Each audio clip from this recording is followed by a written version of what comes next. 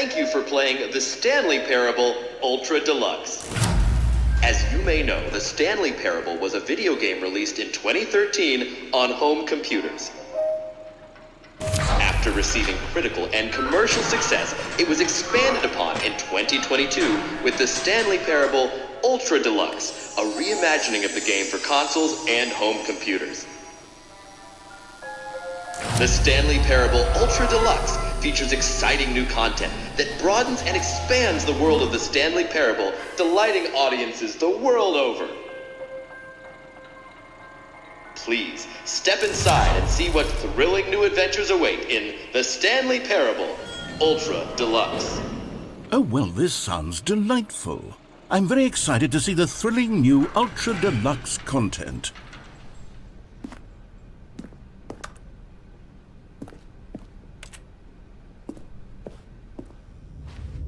Okay, so far it's an elevator. Nothing special yet, but I'm sure it's just the beginning of a mesmerizing adventure.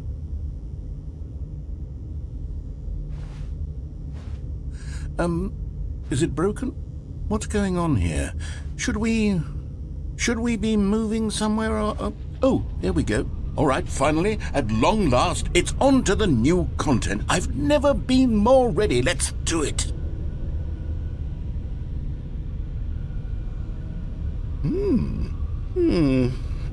I have to say, initial impressions of Stanley Parable Ultra Deluxe, mostly tedious. It's as if the... Oh, okay. Let's see the content. Give me the content, Stanley.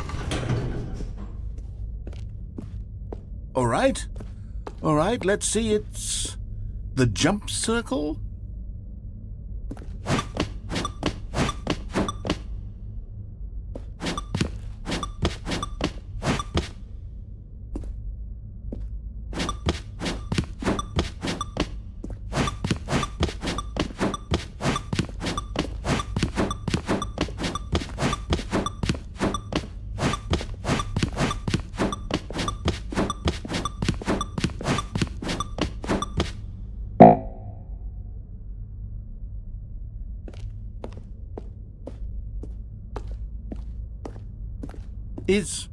Is that it? Surely that's not all the new content. There has to be something else, right? Goodness, another elevator. Stanley, I have to say, initial impressions of this game are not positive. It's just elevators and jumping. Is this what passes for exciting new content? If this is new content, then I could just read you the whole dictionary. There's 20 hours of new content right there. Hell, I could count to 30 trillion. You could put that on the box. The Stanley Parable Ultra Deluxe, now with over 1,000 hours of new content. And oh, wait. There's more. Very good. Yes. I knew there had to be something else. Let's see it. I'm ready for whatever it is.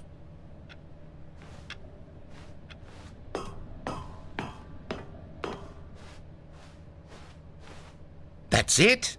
Oh, you've got to be kidding me. You see, Stanley? This is what happens when greedy video game developers with no respect for their fan base rush a cheap expansion to market for no reason other than to make an easy dollar. And don't get me started on the level of craftsmanship that's gone into it. In fact, I'm looking right now at the game's achievements, and it's hard to believe one of them actually says, "Test achievement, please ignore." What quality assurance department signed off on this? I'm infuriated and I'm offended, and I intend to find these people on Twitter and hold them personally accountable. It's my fault, Stanley. I built up too much anticipation around the new content, I'm afraid. It could never have lived up to such expectations. If you're still with me, why don't we just reset the game and we'll try to get back to what the Stanley Parable is really about. No frills, no gimmicks. Just you and me having a great time together like always. What do you say, friend?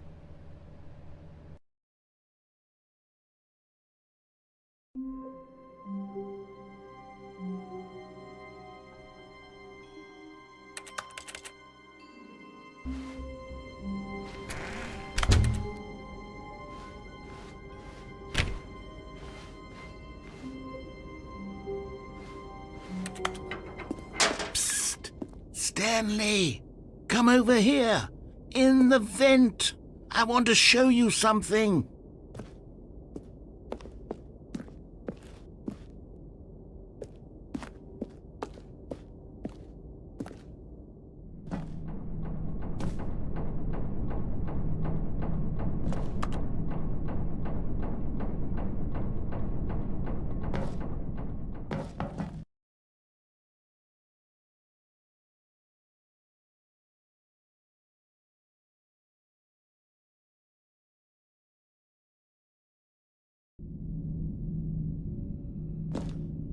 Okay, you remember how cheap and unsatisfying the new Ultra Deluxe content turned out to be? Well, it got me thinking about the past and how much better the Stanley Parable used to be. So I made something special and tucked it away here where the game's developers won't find it. Just our little secret. Take a look.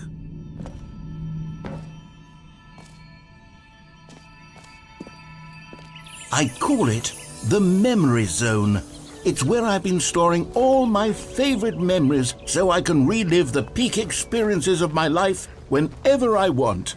Experiences like the launch of the Stanley Parable on PC. You see, Stanley, doesn't the Memory Zone remind you of how wonderful Stanley Parable was before it was sullied with a cheap re-release?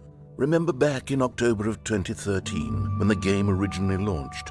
Back then, video games had integrity. Back then, it all meant something. Oh, the waste.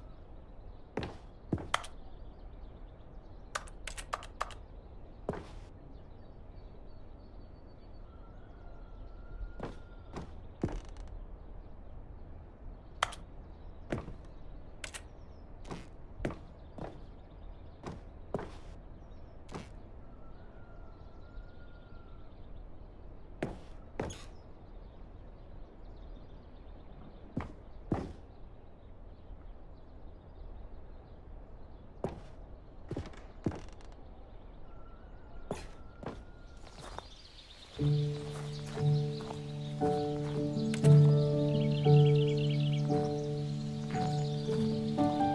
suis dans la mémorisation.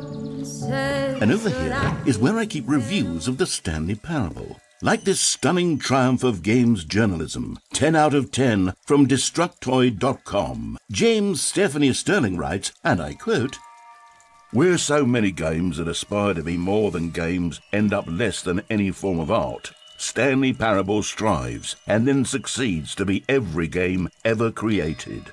Did you hear that, Stanley? Every game ever created. That's how grand and all-encompassing the original Stanley Parable was.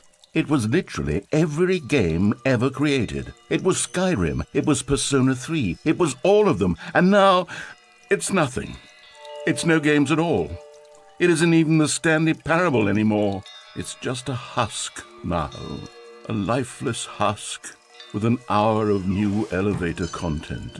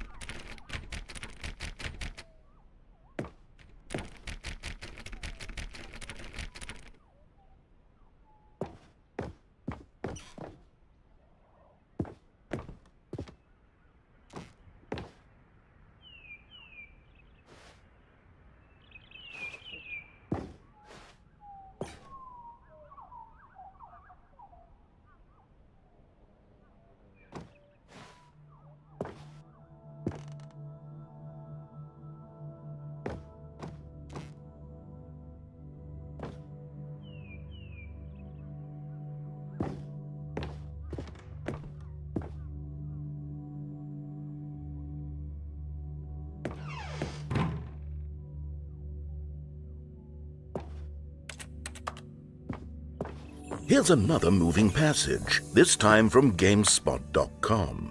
The Stanley Parable is both a richly stimulating commentary on the nature of choice in games and one that offers some of the most enjoyable, surprising, and rewarding choices I've ever been confronted with in a game. 9 out of 10. Don't you get it, Stanley? The game was perfect. It didn't need anything else. It didn't need new content. It just needed to be left alone, to spend the rest of time collecting dust in the hallowed hall of beloved video game memories.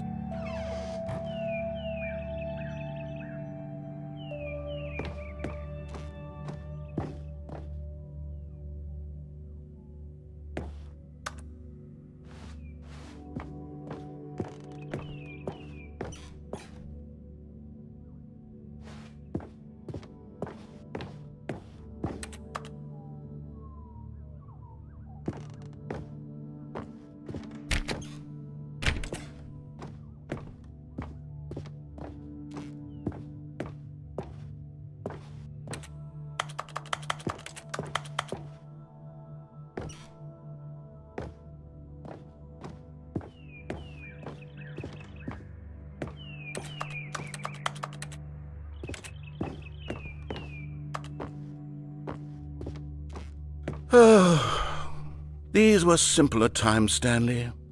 But I wouldn't give to go back to have it all over again.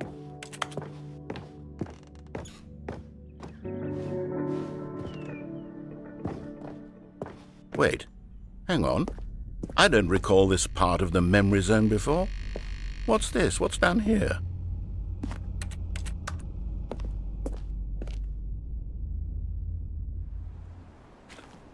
Oh no.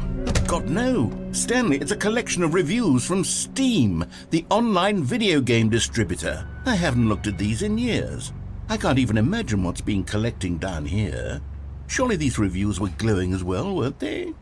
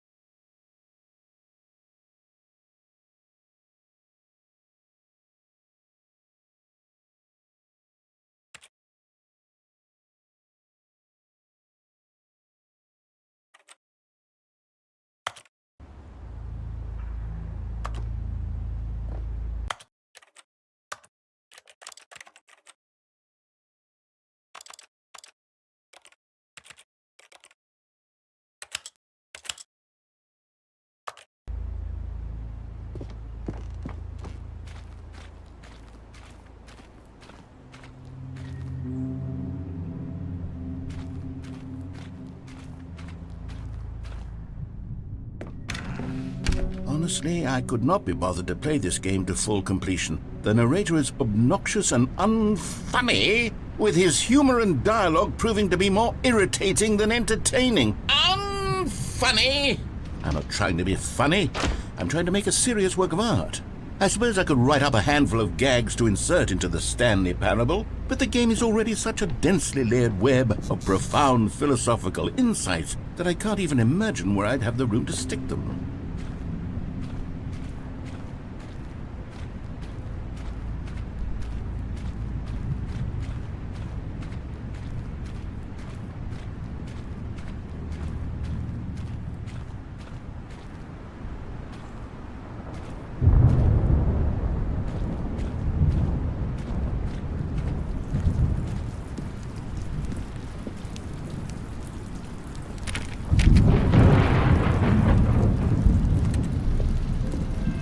Okay, let's see what this one says.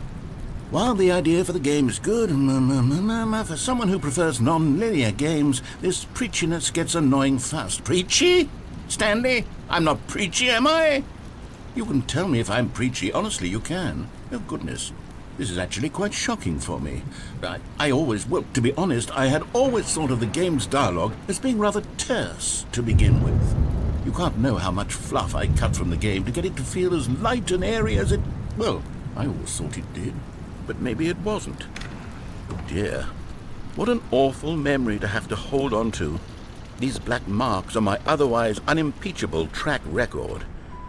I feel like a failure. Like I let these people down.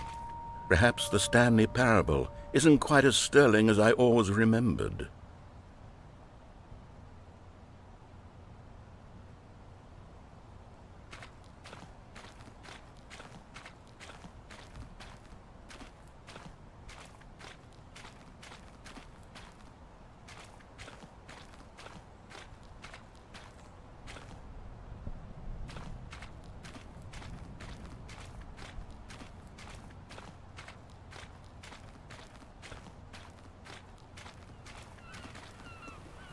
What's this one got to say?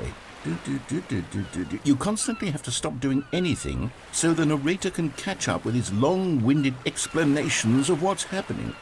I wish there was a skip button. A skip button? Well, yes. Yes, I think we can do that. If I'm truly too preachy, then maybe letting you skip ahead for just a moment, surely it couldn't hurt. Not if it means we can strike these negative reviews from the record. Only positive reviews of the Stanley Parable. That's my motto today, and it's always been my motto. I'd do anything for the customer, Stanley. Yes, a skip button we shall have.